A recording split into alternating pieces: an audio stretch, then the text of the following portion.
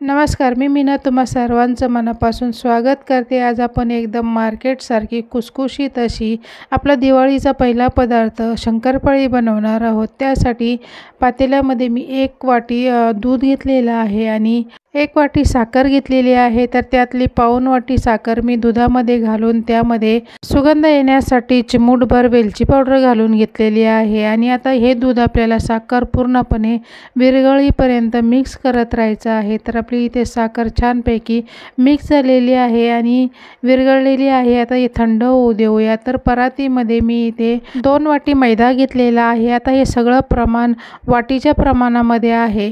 2 वाटी मैद्याला मी अर्धी वाटी, ती छोटी वाटी आहे तर अर्धी वाटी म्हणजे चमच्याने 4 ते 5 चमचे बारीक रवा घेतलेला आहे। आणि गोडाचा पदार्थ असल्यामुळे चिमूटभर मीठ घालून आता हे सगळं मिक्स करून घ्यायचं। आणि आता आपल्याला यामध्ये मोहन घालायचं आहे। तर 2 वाटीच्या हिशोबाने मी इथे तूप वापरणार आहे। तर आपण हा टेबलस्पून घेतलेला आहे। सुरुवातीला 1 चमचा घट्ट तूप घातलेला आहे, म्हणजे वितळलं तर ते डबल होईल। आणि 1 चमचा वितळलेला तूप घातलेला आहे। एकूण 3 चमचे तूप घालून आता हे तूप आपल्याला पिठाला एकदम व्यवस्थित असं मिक्स करून घ्यायचं आहे।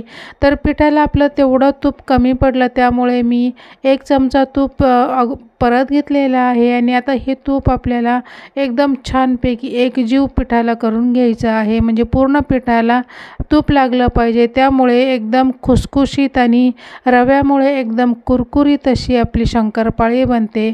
जर आपल्याला पीठ व्यवस्थित लावून झालं आणि त्या पिठाची आपण एक मुठ्ठीभर पीठ दाबून बघितलं तर अशी मूठ वळते, तर आपलं मोहन एकदम परफेक्ट झालेलं आहे। आणि जर अशी मुठ्ठी वळली नाही तर पीठ आपलं परफेक्ट झालेलं नाही, त्यामध्ये तुपाची गरज आहे असं समजायचं।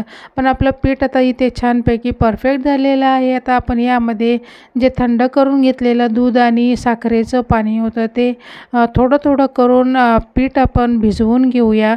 हे फक्त आपल्याला मिक्स करून गोळा करून घ्यायचं आहे। चपातीच्या पिठाप्रमाणे आपल्याला हे पीठ मळायचं नाही। तर आता हे पीठ आपण व्यवस्थित गोळा करून घेऊया। हे जास्त सैलसर मळायचं नाही आणि एकदम खूप घट्ट असं ठेवायचं नाही, थोडंसं घट्ट ठेवायचं पण मीडियमवालं। तर आता आपण हा गोळा तयार करून घेतलेला आहे। आता आपण हा झाकून ठेवूया आणि 15 ते 20 मिनटं आपल्याला ठेवायचं आहे। त्यामुळे याच्यात आपण रवा घातलेला आहे, रवा चांगला भिजला जाईल आणि आपली शंकरपाळी एकदम खुसखुशीत आणि कुरकुरीत अशी होईल। तर आता आपण 15 मिनिटांनी बघूया। 15 मिनटं झाल्यानंतर आपण यावरचं झाकण काढून पीठ काढून घेतलेलं आहे आणि याचं पीठ एकदम छानपैकी मुरलं गेलेलं आहे। तर आता आपण या पिठाचे 2 भाग करून घेतलेले आहे आणि 1 भाग बाजूला ठेवून दुसऱ्या भागाचा आपल्याला आता पोळी लाटून घ्यायची आहे। तर जास्त जाड पण नाही आणि पातळ पण नाही, अशी पोळी आपल्याला लाटायची आहे। आणि पोळी लाटताना याच्या भरपूर चिरा पडतात, तर चिरा आपण काढून टाकणार आहोत, त्यामुळे काही प्रॉब्लेम नाही। तर आता पोळी आपली लाटून झालेली आहे आणि याची एक साईडचा चिरांचा भाग काढून झाल्यावर दुसऱ्या साईडने आपण सरळ सरळ लाईन मारून घेणार आहोत। चाकूने आपण कापून घेणार आहोत। आपल्या आवडीप्रमाणे आपल्याला किती रुंदीच्या शंकरपाळ्या पाहिजे त्या हिशोबाने आपल्याला आता हे पिठाच्या शंकरपाळ्या कापून घ्यायच्या आहेत। तर मी अर्धा इंचाच्या पट्ट्या कापून घेतलेल्या आहे, उभ्या पण अर्धा इंच आणि आडव्या पण अर्धा इंच असा आपल्याला याचा चौकोनी भाग कापून घ्यायचा आहे। तर बघू शकता जो चिरलेला भाग होता तो मी काढून टाकलेला आहे आणि आता आपण याच्या चौकोन भाग करून घेऊया। तर एकदम छानपैकी चौकोनी अशा आपल्या आवडीप्रमाणे आता आपण हे शंकरपाळ्या कापून घेऊया। तर याचं प्रमाण हे एकदम परफेक्ट आहे, जास्त गोड पण नाही, जास्त फिक्कं नाही। जर तुम्हाला गोड हवा असेल तर तुम्ही 2 वाटी साखरला फुल 1 वाटी साखर घेऊ शकता आणि मीडियम गोड हवं असेल तर पाऊण वाटी साखरेमध्ये एकदम परफेक्ट होतं, जास्त गोड पण होत नाही।